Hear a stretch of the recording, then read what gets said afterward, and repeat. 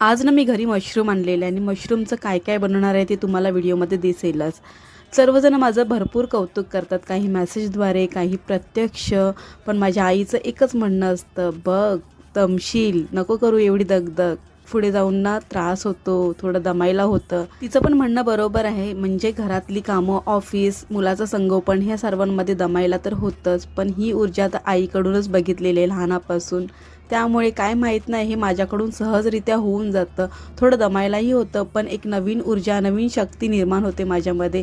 आणि प्रत्येक नवीन दिवसाला काय नवीन बनवू हाच विचार करते. घरी अप्पे बनवले, त्यामुळे मी सुद्धा नाश्ता करून घेतला आणि मशरूम आणल्यानंतर फ्राईड राईस बनवला, जो की माझ्यासाठी आहे. नूडल्स बनवले ह्यांच्यासाठी, स्वरसाठी. मशरूम मसाला ह्यांच्यासाठी बनवला. भेंड्याची भाजी स्वरसाठी बनवली, कारण की तो मशरूम खात नाही.